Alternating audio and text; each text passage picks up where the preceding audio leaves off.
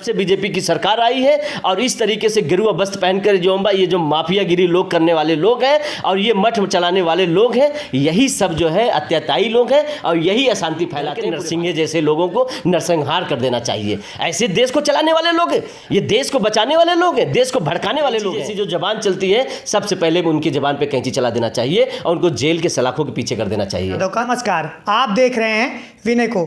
जैसा कि इन दिनों धर्म और मजहब का मामला उत्तर प्रदेश में तुल पकड़कर बोल रहा है, इसी प्रकार से एक घटना सामने आ रही है। दासना मंदिर के महंत यति नरसिंहानंद जी ने एक विवादित बयान दिया है। उसी बीच चर्चा करने के लिए मैं आज उपस्थित हूं समाजवादी पार्टी के नेता और पूर्व एमएलसी पद के प्रत्याशी डॉक्टर मनोज यादव। डॉक्टर साहब, जैसा कि आप देख रहे हैं इन दिनों एक बहुत ज़्यादा ये प्रचलन चल रहा है धर्म का। कुछ दिनों उत्तर प्रदेश में काफ़ी ज़्यादा क्राइम बढ़ा, इसके बाद फिर ये एक धर्म का मामला, इससे आप कैसा देख रहे हैं? देखिए, यतीन्द्र नरसिंहानंद लोग जैसे पापी इस धरती पे हैं। हम जानते हैं कि हमारा भारत जो है ये सेकुलर है, सेकुलरिज्म है। इस देश को आज़ाद कराने के लिए हिंदू, मुस्लिम, सिख, ईसाई सब मिल के इस देश को आज़ाद कराए थे। यह ऐसे व्यक्ति हैं, ऐसे पापी और घटिया लोग हैं जो कि पूरे भारत में अशांति फैलाने का काम करते हैं। जब जब देश में चुनाव आता है तब तब ऐसे पापी निकल के चले जाते हैं। आप बताइए कि हम कहते हैं कि हमारा कानून अगर किसी धर्म को जो है या किसी मज़हब पे बात करने के और ये देश में रहकर अपने मज़हब, अपने देश में रहकर अपने आस्था का प्रचार भी कर सकता है और अपने आस्था को मान मर्यादा में रखकर जो हम पूजा पाठ भी कर सकता है। हम कहते हैं कि किसी के भी धर्म के बारे में या उनके भगवान के बारे में बोलने की ऐसी कौन सी कानून है, ऐसी कौन सी प्रथा है जो इनको आज़ादी दे देती है। हम कहते हैं कि हम श्री कृष्ण के वंशज हैं, हम श्री कृष्ण को मानते हैं और ये नवरात्र का समय चल रहा है। नवरात्र के माह में हमारे देवी माता के ऊपर यदि अगर कोई बोलेगा तो हमें कैसा लगेगा? अगर किसी के भी धर्म के बारे में आप बोलते हैं या उनके भगवान के बारे में अगर कोई बोलेगा तो क्या कहेंगे? वो रिएक्शन नहीं करेंगे कि इस देश में, इस हिंदुस्तान में इतनी इनको आज़ादी दे दी गई है कि ऐसे लोग जब भी, अब देखिए ना, 5 तारीख को चुनाव था और वो 3 तारीख को इस तरीके का बयान देता हुआ आदमी, फिर इसके बाद महाराष्ट्र में चुनाव है, आने वाले समय में भी चुनाव है। ऐसे ये आदमी अपने इसी घटिया बातों से जाना जाता है। हमेशा जो है कहीं न कहीं मीडिया और सोशल में आने के लिए बोलता रहता है। देखिएगा ना, जब वो वहाँ पे बोल रहा था कि भाई हाँ इसको वीडियो बनाओ और वायरल करो, क्या है ये सब? क्या किस हिंदुस्तान में हम लोग रहते हैं? आप कहना चाहते हैं कि एक सोची समझी रणनीति है ये बिल्कुल है। ये योगी आदित्यनाथ जी को भी सोचना चाहिए, माननीय मुख्यमंत्री प्रधानमंत्री जी को भी सोचना चाहिए। ऐसे विचार के व्यक्तियों को इस भारत देश में, जहाँ पे हम सेकुलरिज्म देश में रहते हैं, जहाँ पे हमारा भाईचारा है, जहाँ पे आपस में हम लोग प्रेम में रहते हैं, मोहब्बत में रहते हैं और एक साथ हम त्यौहार मनाते हैं, अगर इस देश में इस तरीके की अशांति और भाईचारा अगर किसी ने बिगाड़ने का काम कर रहा है, ऐसे लोगों के ऊपर कानूनी कार्रवाई करके 302 का मुकदमा तो लगा है। ऐसे लोगों को, ऐसे संत महात्मा को जेल में सड़ा देना चाहिए, आजीवन कारावास करवा देना चाहिए। एक बहुत बड़ा सवाल है कि आपने सुना होगा, हिंदू महासभा के अध्यक्ष थे कमलेश तिवारी, फतवा जारी करके उनका जो है गला काटा गया था और जैसे ही इन्होंने ये बयान दिया, इसके तुरंत बाद एक समुदाय विशेष के लोग पूरा मंदिर घेर लेते हैं। तो इस पर भी एक सवाल उठ रहा है कि अगर कानूनी कार्रवाई में निपटा जाता, फिर मंदिर घेरना, हिंसा भड़काना, ये सब। देखिए, चाहे वो मुसलमान हो, चाहे वो हिंदू हो, चाहे सिख हो, चाहे ईसाई हो, इस तरीके के अगर कोई भी व्यक्ति धर्म के नाम पे या धर्म के इस तरीके से अगर भारत पे क्षति पहुंचाता है, भारत के लोगों के ऊपर क्षति पहुंचाता है, हम कहते हैं कि हमारा देश तो गरीब है यार, गरीबी से उठ के आज कहाँ पहुंचने की कोशिश कर रहा है। इसके बाद आप जानते हैं हिंदू मुस्लिम कौन करते हैं? यही लोग करते हैं। मगर यहाँ के गरीब लोग जिनके पास खाने को 2 रोटी नहीं है, प्रतिदिन जो है प्रतिदिन के वर्कर हैं जो अपने घर में जो है दाल नून का जो में व्यवस्था बनाने में लगे हुए हैं। और ऐसे लोग जो इस तरीके के पापी और घटिया और राक्षस टाइप के व्यक्ति लोग हैं, चाहे वो हिंदू में हो, चाहे मुसलमान में हो, चाहे सिख में हो, चाहे ईसाई में हो, ये लोग हमेशा जो है देश में अशांति फैलाने का काम करते हैं। और फिर इसके बाद जब झगड़ा और दंगा फैला देंगे तो नुकसान किसका होगा? इस भारत के गरीबों का नुकसान होगा। इस भारत के जो लोग हैं, जो अपने परिवार के 2 रोजी रोटी, जो जून की रोटी कमाता है, उसके लिए समस्या खड़ी हो जाएगी। अरे इन इनको क्या है, ये तो 100-150 करोड़ रुपया वाले हैं, महंत हैं, ये लोग अपना मठ रखे हुए हैं, मौलवी लोग हैं, वो तो अपने यहाँ बैठे हुए हैं, मगर झगड़ा झम्मट लगा के किसको मारना चाहते हैं? इस भारत के एक एक गरीब को मारना चाहते हैं, एक एक गरीब को भी खत्म करना चाहते हैं। इस तरीके के दंगाई और आपत्तिजनक टिप्पणी करने वाले व्यक्ति, चाहे जो भी समाज का हो, चाहे जिस धर्म का हो, उसके ऊपर कार्रवाई होनी चाहिए, कानूनी कार्रवाई होनी चाहिए। मैं जानता हूं 14, 15, 16 और 30 के माध्यम अनुच्छेद के माध्यम से कानून हमारे यहाँ के ये देता है कि आप अपने धर्म को मान सकते हैं, दूसरे के धर्म पे टीका टिप्पणी नहीं उठा सकते। हम कहते हैं जब हमारा देश इस तरीके का है, सेकुलरिज्म देश है, सेकुलर देश है, तो सेकुलर देश में इस तरीके की बात आती कहाँ से है? ये कौन लोग हैं? ये कौन लोग इस तरीके से घटिया मानसिकता लेकर जो है इस देश को बर्बाद करना चाहता है? इस देश को इस तरीके से बोलने वाले लोग ये देश के नहीं, भारत देश के दुश्मन हैं, ये भारत के दुश्मन हैं, इस हिंदुस्तान के दुश्मन हैं। ऐसे लोगों के ऊपर जो कानून बनी हुई है, इस कानून इसके धारा के तहत इन लोगों को आजीवन कारावास दे देना चाहिए। कुछ बड़े नेताओं के स्टेटमेंट हैं, उन्होंने ये कहा कि 24 घंटे के अंदर अगर गिरफ्तारी हो गई या कानून अगर अपना हिसाब कर रहा था तो फिर इस तरीके से घेराव, इस पर आपने थोड़ा जवाब प्रत्यक्ष रूप से दिया नहीं। देखिए, जो आप सुनना चाहते हैं, जो जानना चाहते हैं, मैं उसी के बारे में बता रहा हूं। क्या आप ये जानते हैं कि हिंदुस्तान किस दौर से गुजर रहा है? जी बिल्कुल, गरीबी, महंगाई, बेरोजगारी, ये आज नौजवान हमारा जो है खाने को लाले पड़े हैं, बेचारे को उनकी भविष्य नहीं तय है कि कहीं हमारी नौकरी है कि नहीं है। आने वाले समय में उनके परिवार के लोगों की भविष्य किसी की जो तय नहीं है, न कोई न चिंता है किसी को कि कैसे ये जिएगा। ये भारत किस से हैंगर है? हैंगर में जानते हैं कितना भुखमरी चल रहा है? जी जी। आप देखते हैं कि इस नोटबंदी से, इस जीएसटी से कितना व्यापारी मार खा रहा है, किसान कितना बेचारे जो है मार जा रहे हैं, बॉर्डर पे नौजवान जो लड़ाई लड़ रहे हैं बेचारे वो शहीद हो जा रहे हैं, उसके बारे में कोई नहीं सोच रहा है। अगर इस जैसे यति नरसिंहानंद जैसे लोगों को अगर बॉर्डर पे खड़ा कर दो, अगर बहुत तुम कहने वाले हो ना कि रावण की जगह पुतला, अरे रावण तो बहुत बुद्धिमान थे, तुम उनकी क्या बात करते हो? जितने वेदों के ज्ञानी वो थे, शायद इस वेद के ज्ञानी तुम नहीं होंगे।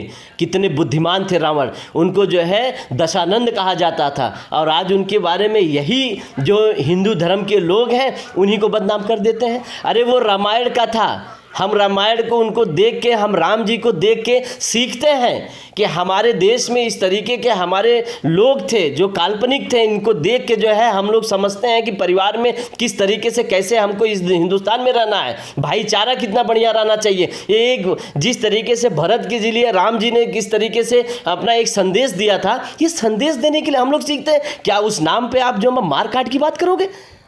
आप मारने काटने की बात करोगे? अरे जाओ ना, तुम मारना काटना चाहते लड़ो, तुमको कौन रोका है? जाओ पाकिस्तान के बॉर्डर पे, जाओ चाइना के बॉर्डर पे, जाओ खड़े हो जाओ, लगाओ वहाँ पे आग, लगाना चाहते हो?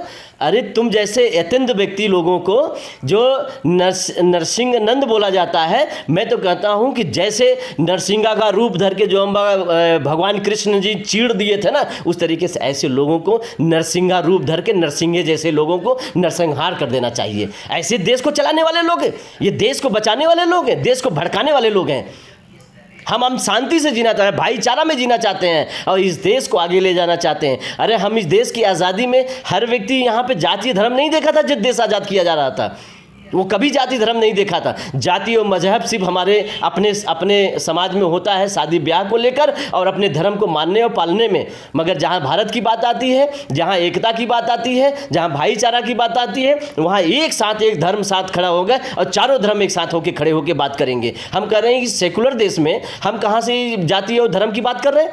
ये जाति का धर्म का बात करने वाले जब से बीजेपी की सरकार आई है और इस तरीके से गिरुआ वस्त्र पहनकर ये जो माफियागिरी लोग करने वाले लोग हैं और ये मठ चलाने वाले लोग हैं, यही सब जो है अत्याचारी लोग हैं और यही अशांति फैलाते हैं पूरे भारत में। एक बहुत बड़ी बात कही आपने कि गेरुआ वस्त्र पहनकर, स्वयं बाबा योगी आदित्यनाथ भी गोरखपुर के मंडलाधीश हैं, वो भी गेरुआ वस्त्र में है, तो आप सभी साधु सन्यासियों को गेरुआ वस्त्रधारियों को ऐसा कह रहे हैं डॉक्टर साहब? देखिए, यहाँ 4 कोना है इस भारत में और चारों कोना में हमारे आचार्य हैं, जो महंत हैं, जो वेदों के, चारों वेदों के हमारे महंत हैं, हम उनको मानते हैं और हर जगह हम जहाँ देखते हैं कि जहाँ मठाधीश हैं वो 4 ही हमारे जो विश्व के जो है सबसे बड़े महंत हैं, हम उन्हीं को जानते हैं, इस सभी लोगों को नहीं जानते। ये लोग सिर्फ और सिर्फ हिंदुस्तान में हिंदुओं के ऊपर राजनीति करने वाले लोग हैं। और इस भारत देश में सेकुलर, हम कहते हैं कि जो हमारे आचार्य हैं, जो हमारे मठाधीश हैं, वो लोग तो कभी धर्म पे बात नहीं करते। वो तो कहते हैं कि आपका धर्म आपको ही अच्छा है, हमारा धर्म हमको अच्छा है, हम आपस में मानते हैं। मगर देश के लिए जो भी होता है सनातनी प्रचार करिए, धर्म का प्रचार करिए, मगर किसी के धर्म पे आप टीपा टिप्पणी करने के लिए आपको इतनी आज़ादी कैसे दे देता है भारत?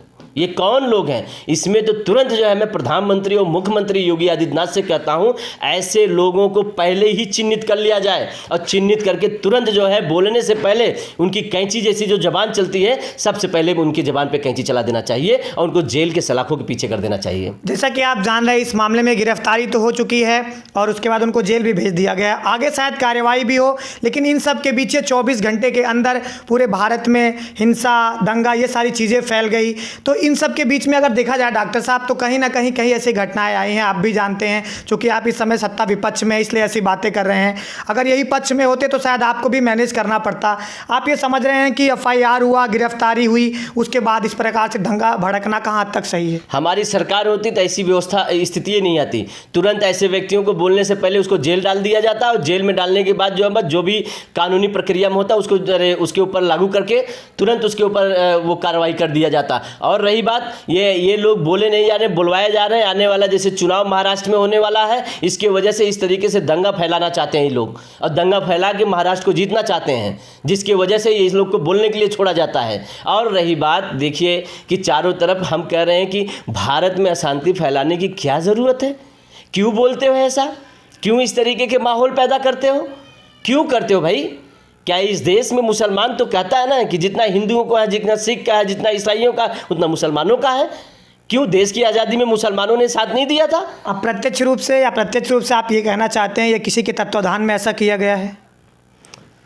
मैं प्रत्यक्ष रूप से कहना चाहता हूँ, ये सिर्फ बीजेपी के इशारे पे हुआ है। ये बीजेपी के इशारे पे किए करने वाले लोग हैं। हमें जानते हैं कि देश हमारा जो है, ये हिंदुस्तान जो है, मैं फिर कहता हूँ, ये सेकुलर देश है। हर धर्म, हर जाति, हर वर्ग को लेके चलने वाले गंगा जमुनी तहजीब है। हम कहते हैं वो आप जमजम कहते हैं, हम आपे कहते हैं। हम आपे जमजम में फ़र्क क्या आता है? आप जमजम उनका भी शुद्ध है, हमारा आपे जो गंगा है वो भी हमारा शुद्ध है। हम गंगा की भी कसम खाते हैं और वो आपे जमजम को भी कहते हैं। तो हम कहते हैं कि है तो पानी एक, उसका कलर कौन बता सकता है? ये कहते हैं कि जो यति नरसिंहानंद जो कहता है, मैं उससे पूछना चाहता हूँ, इस देश के जितने भी महंत संत और जो अपने आप को हिंदुत्व कहना कहते हैं, बहुत अंतर्यामी है, मैं उनसे पूछना चाहता हूँ, एक प्रश्न डाल देता हूँ विनय जी आपके पे। हम कहते हैं कि जब यहाँ पंडित राम प्रसाद बिस्मिल को फांसी दी गई थी काकोरी कांड में, जी। और अशफाक उल्ला, एक हिंदू थे, एक मुसलमान थे और एक सिख और एक ईसाई थे। जी बिल्कुल, समझ रहे कि नहीं? 4 लोगों की यहाँ पे फांसी दे की जो आत्मा निकली थी। कोई ऐसा महंत, बहुत इतना बड़ा ज्ञानी कोई बता सकता है कि जब पंडित राम प्रसाद बिस्मिल की प्राण निकली होगी, वो आत्मा निकली होगी, क्या वह पुनः ब्राह्मण माँ के पेट में जन्म लिया होगा, हिंदू माँ के पेट में जन्म लिया होगा, या अशफाक उल्ला की जब प्राण निकला होगा, उनकी आत्मा निकली होगी, क्या वो फिर मुसलमान माँ के पेट में जन्म लिया होगा? इसको कोई अगर बता दे, फाइन कर दे, तो मैं उसको जो कह दूंगा ये संत असली है। कोई बता सकता है क्या?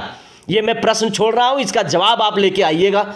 इसका जवाब किसी से भी पूछ के लेकर आइएगा। बहुत बड़ा महात्मा जो होगा उससे पूछ लेना कि आत्मा कभी भी जाति बिरादरी की नहीं होती। जी बिल्कुल, ये कब किस माँ के कोख में जन्म ले लेगा, इसको कोई कहा नहीं जा सकता। अब तो गिरफ्तारी पे आप जाति धर्म फैलाते हो। जाति धर्म सिर्फ जो है अपने मजहब को मानने के लिए, अपने धर्म को मानने के लिए होता है, ना कि जो अम्बा इसमें झगड़ा और विवाद फैलाने के लिए होता है। देश किस स्थान पे पहुंचा है उसको आगे ले जाने के लिए सोचना चाहिए, न कि जो अम्बा किसी के धर्म पे और किसी के मजहब पे जो टिकट टिप्पणी करना चाहिए। ऐसे लोगों के ऊपर सख्त कार्रवाई होना चाहिए। और यदि अगर इस तरीके की मानसिकता के लोग अगर हो तो उनके ऊपर, उनको बोलने से पहले उनको जो है सजाए मौत की जो है सुनवाई करवा देना चाहिए। गिरफ्तारी हो चुकी है, आप डिमांड कर रहे हैं सजाए मौत की?